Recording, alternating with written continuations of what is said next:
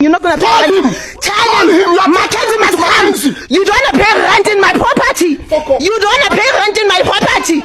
Say that again. Tell Mackenzie. Tell him. Tell Mackenzie. I said tell Mackenzie that you said he must come here. Tell Mackenzie that you said he must come here. You won't pay rent in my property. Can you come here? You won't pay rent in my. I'm not. South African. I don't you think you have right to everything. You are telling me gonna pay rent. You know who I know. I don't care who you know. I'm gonna tell Mackenzie. Listen, Mackenzie. I don't care. He's not racist. Fuck off. Yeah, tell him. Tell him to fuck off. Tell Mackenzie that I said we are not in a banana island. South Africa has a law. Yeah, thank you. South Africa has a law. Mackenzie is not the owner of South Africa. You will pay my rent. If you want I am so happy the Zulu King said we can have as much children we want in South Africa and we can leave them behind here in South Africa when we return or visit Nigeria. This is the perfect opportunity of how we as Nigerians can become natives of KwaZulu-Natal because our children are South African. Guys,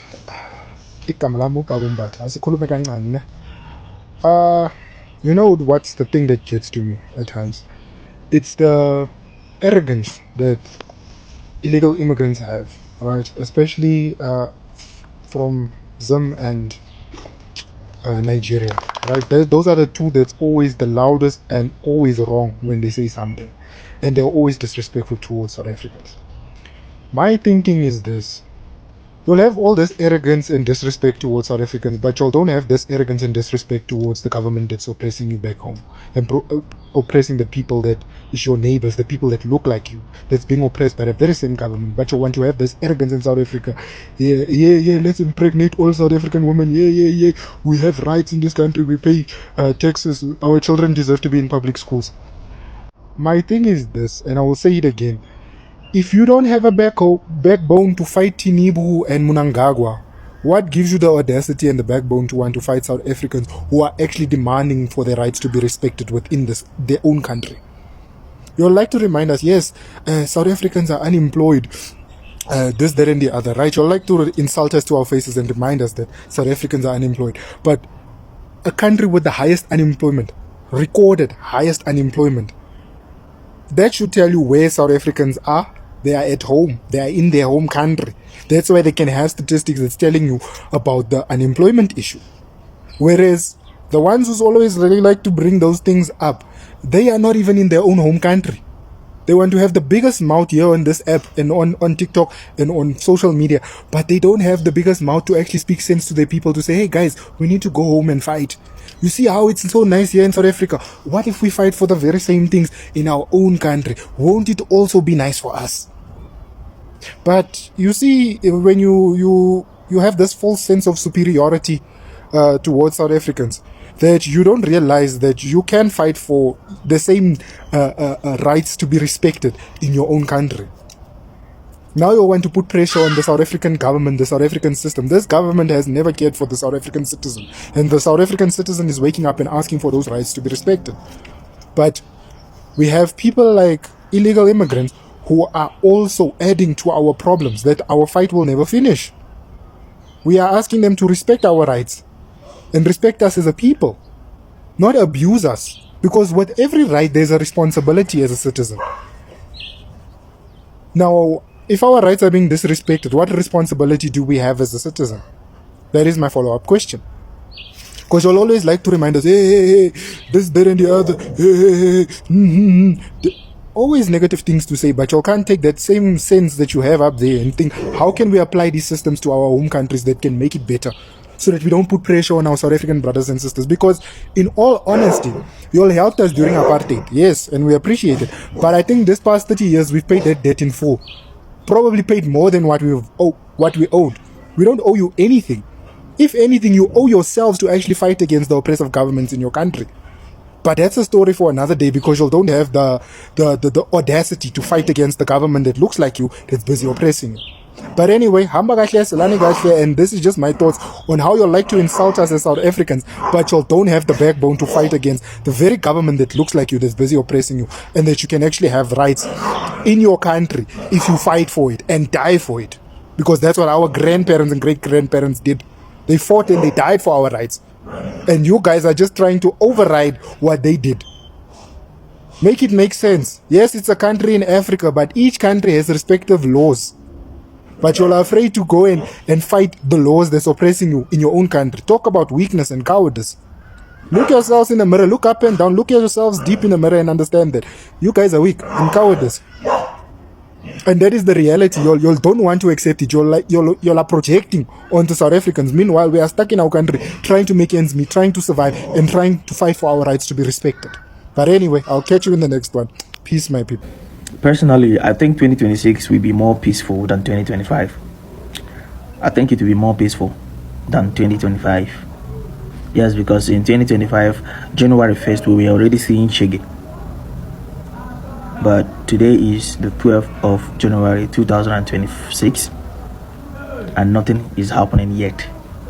We are just hearing rumors here and there, but we haven't seen.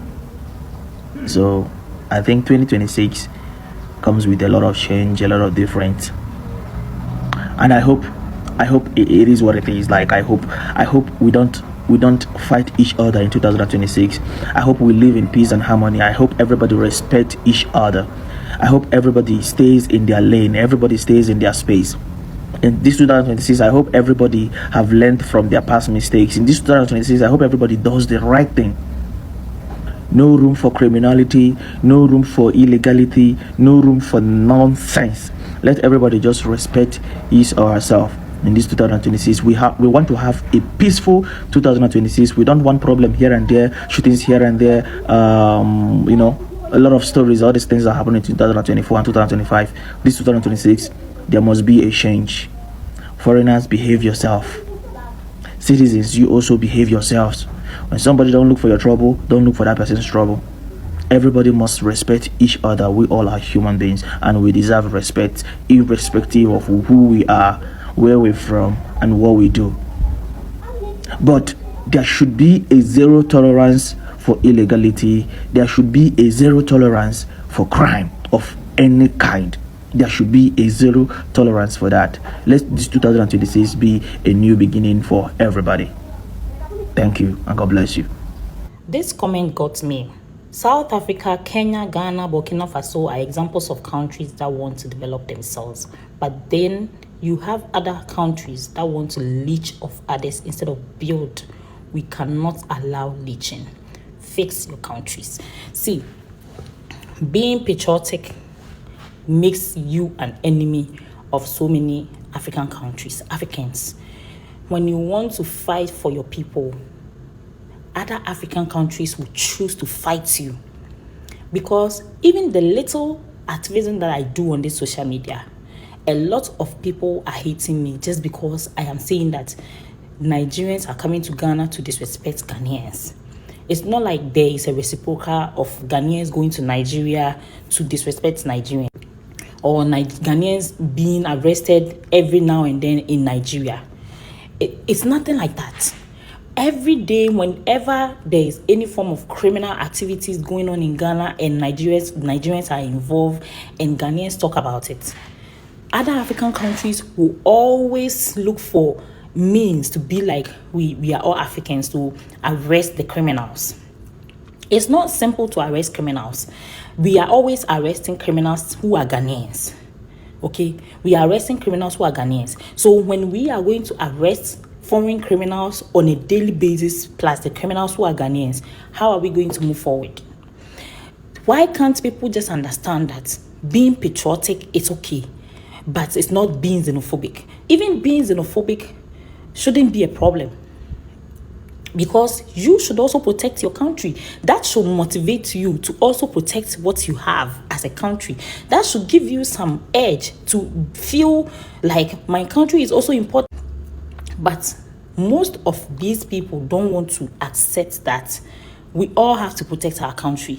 They always want to make it look like, since I am developing, I'm going to invest in another country. I'm going to invest in another country. Why are you so confident in going to invest in somebody's country when you have your own country and you don't have that confidence to invest in your own country?